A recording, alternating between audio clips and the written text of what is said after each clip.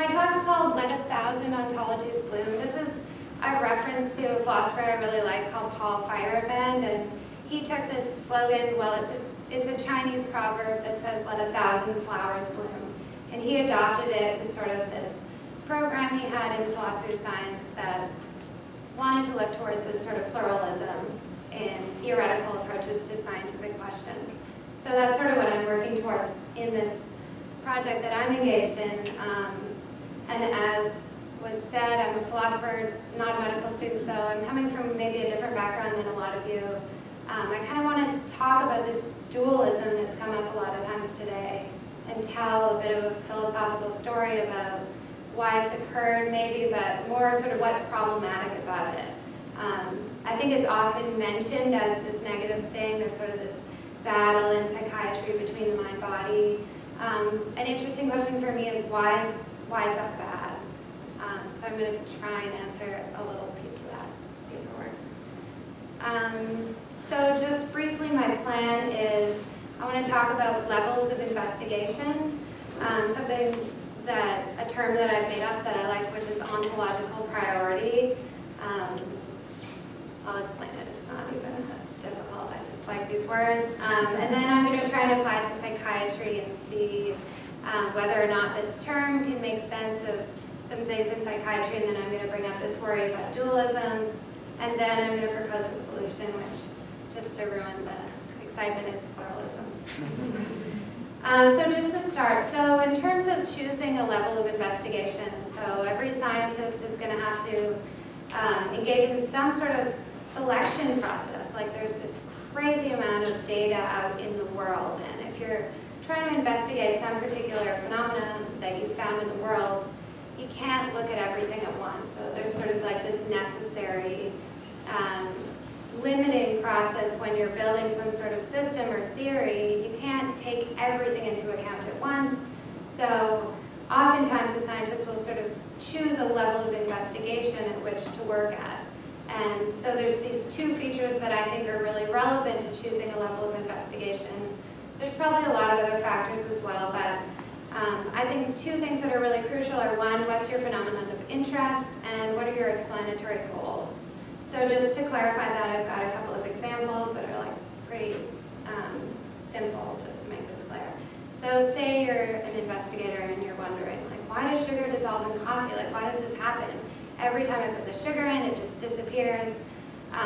There's not going to be an appropriate explanation for that at a lot of different levels. It sort of seems like you need a chemical explanation for that. There's a lot of things that just don't really work. Like biology is not going to do very well. Sociology is not going to do very well there. You're going to want to look at sort of the bonds between these different molecules. You're going to want to explain it that way, and that's just the appropriate way to do it. And so that's sort of, you've got this particular phenomenon, there's sort of an appropriate level of investigation that falls out of that. That's like a really simple example. So another example is this question, why did Kitty Genovese die? So I don't know if you guys are familiar with this super famous example of this woman being murdered in Queens while 38 of her neighbors like listened to the murder. Apparently that actually isn't true, and lots of them called the police, and the police just didn't respond. But it's been a really useful research program in social psychology in that it generated all this interesting research which found this real phenomenon called the bystander effect. So the more people that are around and somebody's in danger or in trouble or looks like they're hurt, it seems like the more people that are there, the less likely that they're going to help that person. Which is like a pretty bizarre, real phenomenon that's been replicated a lot of times. It's often explained through what's called diffusion of responsibility. So lots of people think, well, someone else is going to do it, or maybe they're okay because, so it's kind of an interesting thing. And so the point here is, again, like the question, why did Kitty Genovese die? In this case, we're not looking for what happened when she was stabbed so many times and she lost so much blood and that's why she died. We're looking for a social explanation for why did she actually die and why wasn't she saved, and why did all these people listen to this murder and not do anything? So it's sort of a particular kind of question, and what I really want to draw out here is that there's explanatory goals that are sort of standing at the back of every investigation within any sort of scientific project. So what do you want to do with that information, or why is it relevant, or where are you coming from? You can't just ask every single question. You're often sort of directed in your pursuit of a certain investigation. So in this case, it was a social investigation. What was happening here with all these people imagining that the story was true, just not calling the police and not doing anything while this woman was murdered. So that's another sort of level investigation that makes sense for this kind of question, is a social level of investigation. So here's this concept of ontological priority. Ontology is just the study of being, is sort of what it means, but it's often sort of to do with existence or reality. So I've defined it as an attribution of a certain kind of causal reality to one or more levels at the expense of others.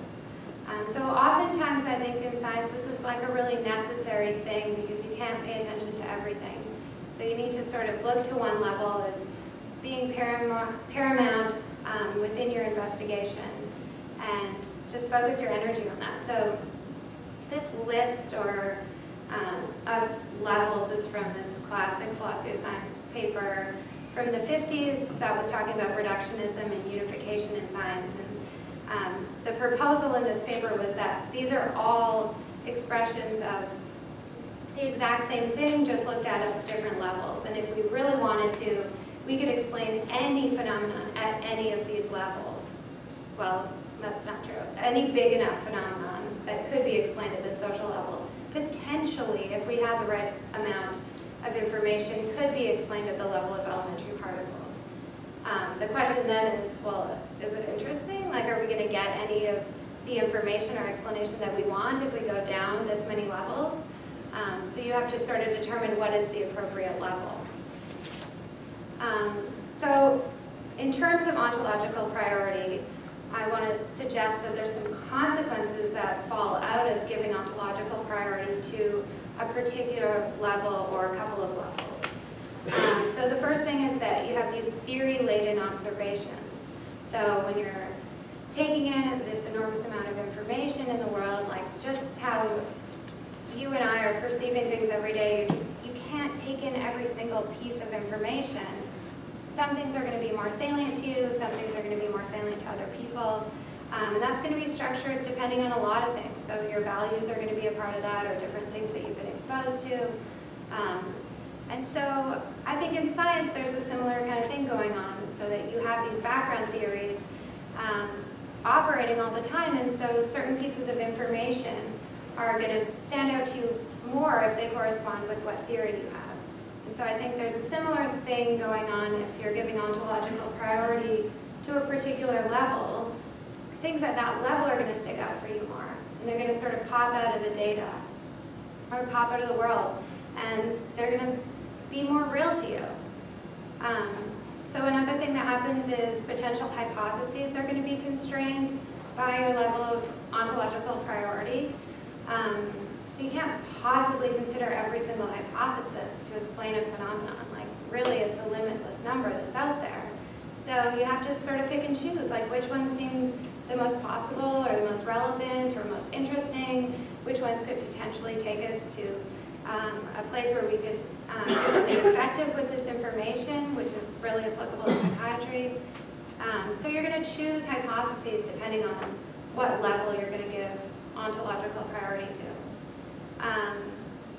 And then what looks like relevant data is going to shift as a result of that. How your data is interpreted is going to shift.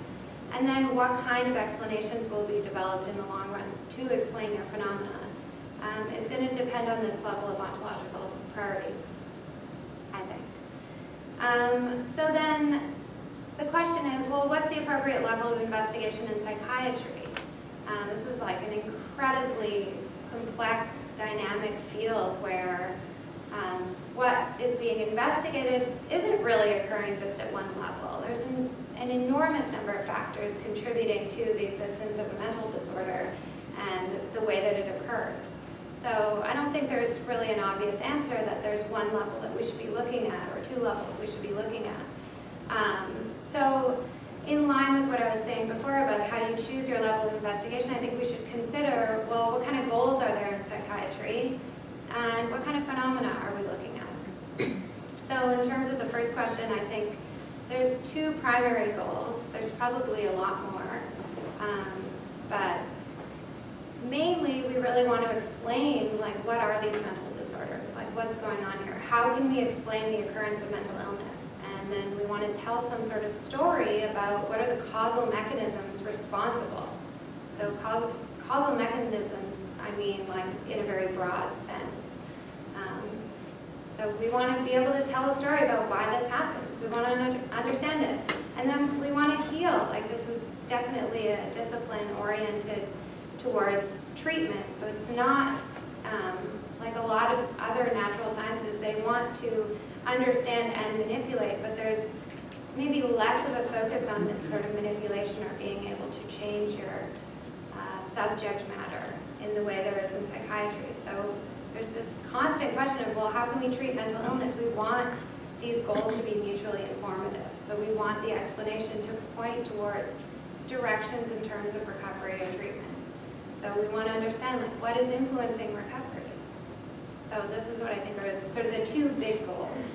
And then in terms of what kind of phenomena we're dealing with, I don't think there's an easy answer to this at all. So I put a question mark here because I don't know really what is the appropriate way to construe what kind of phenomena our mental illnesses are. Something that's been proposed in the philosophical literature is that there's some kinds of mental illnesses that are natural kinds. So natural kinds is a term that philosophers use a lot of the time to refer to things, sort of metaphysical kinds that have their properties or their boundaries not as a result of human beings or sort of our input.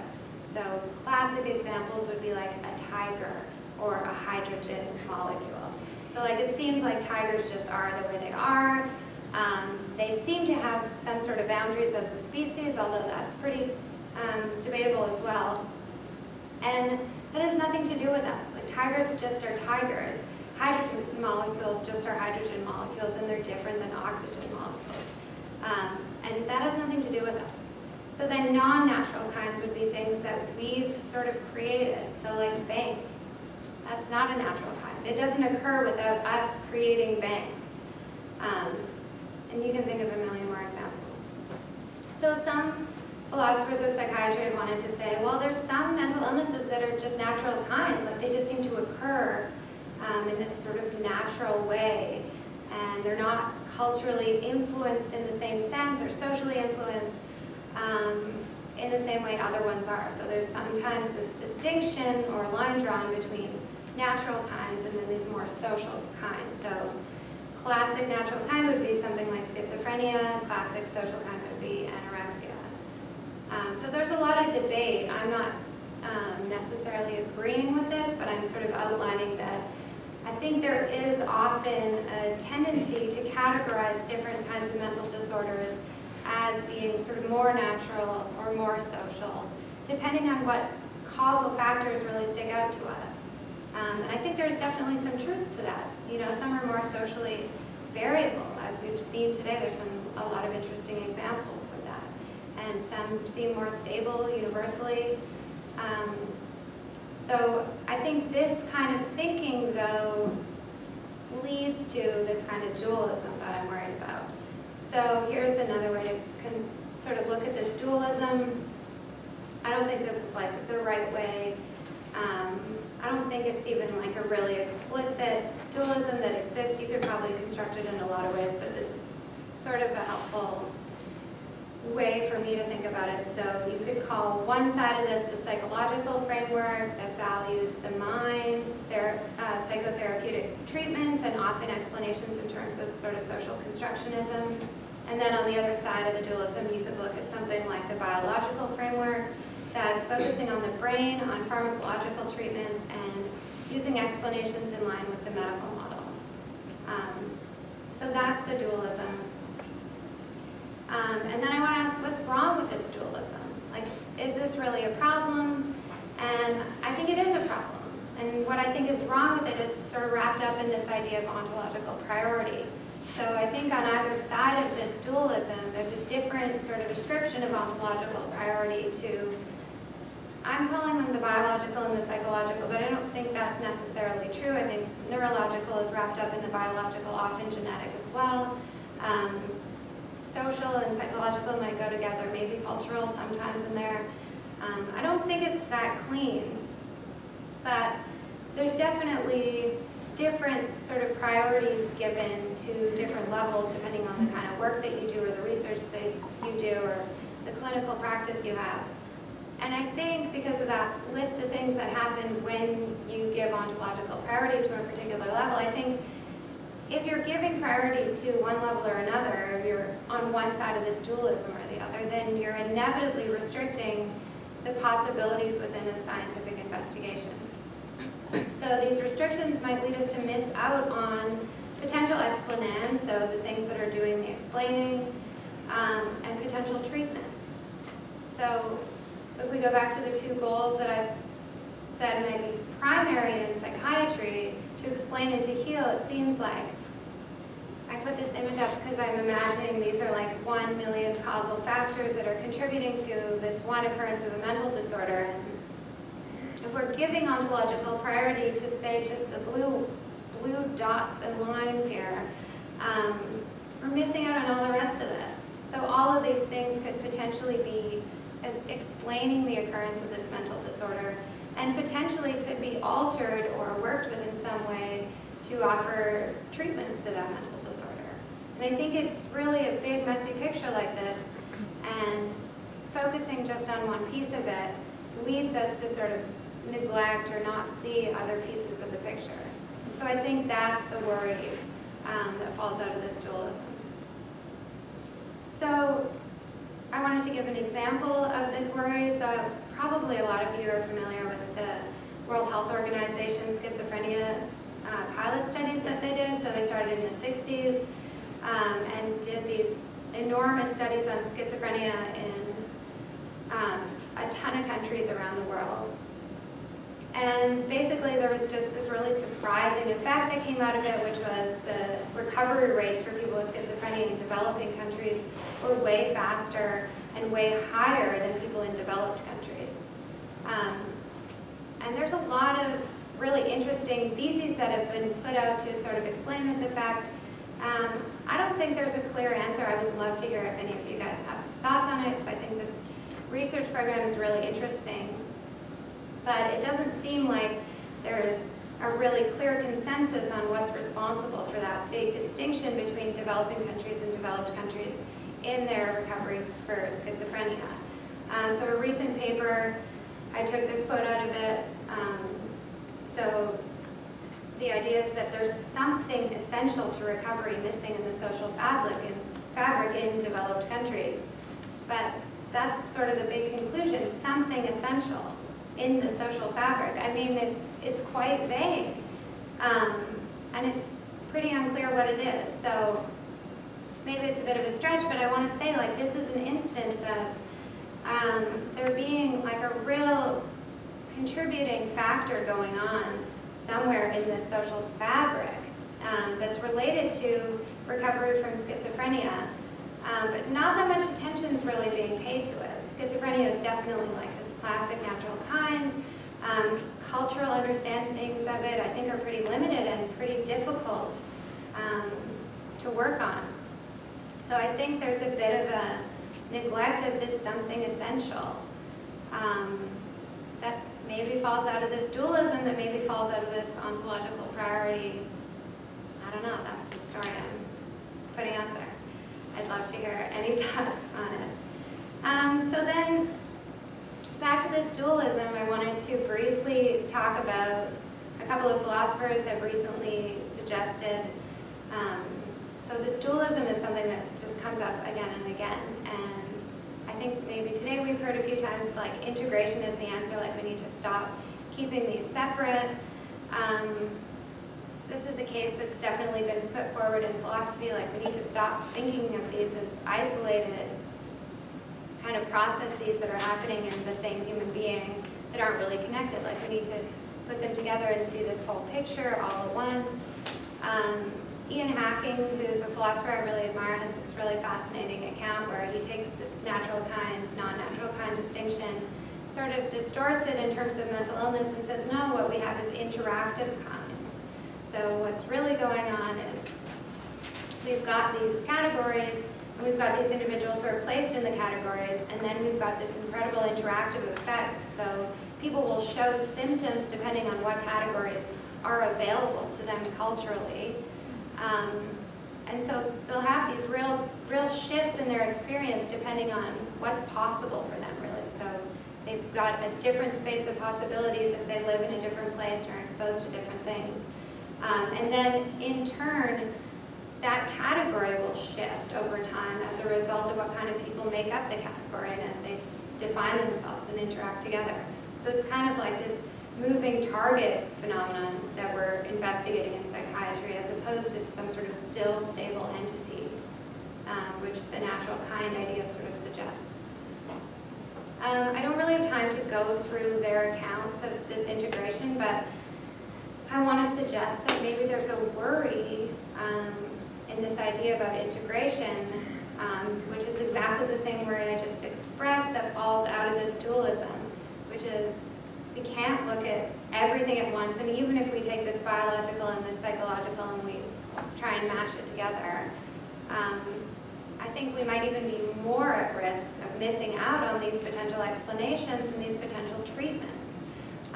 If we try and just like have this cake and eat it and another cake, it just seems like way too much to ask for at the same time. So instead of this integration idea, I think we should sort of embrace a kind of pluralistic approach. So back to Paul Feyerabend, who's this philosopher of science I mentioned at the beginning. So he has this thing called theoretical anarchism. So his basic complaint is that, you know, if there's like a dominant theory in a particular domain of science, and another theory comes along that potentially could explain the same phenomenon just as well, there's a pressure on the new theory to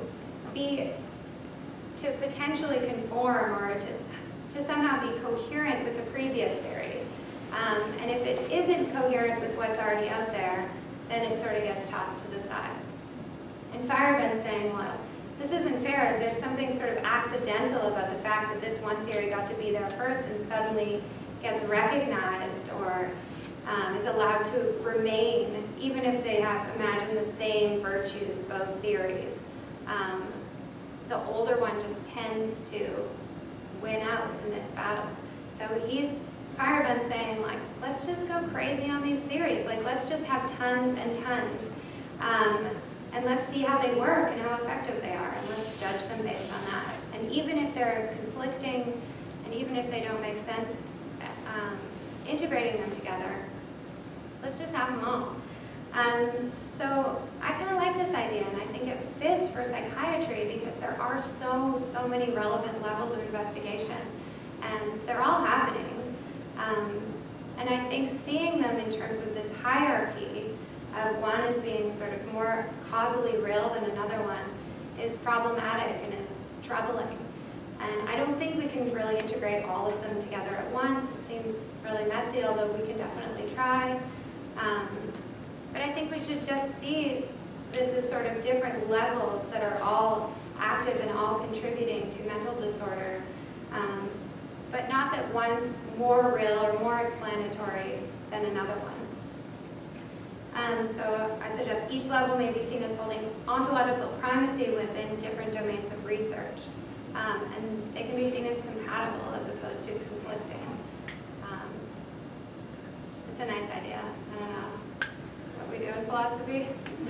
That's it. There's my references.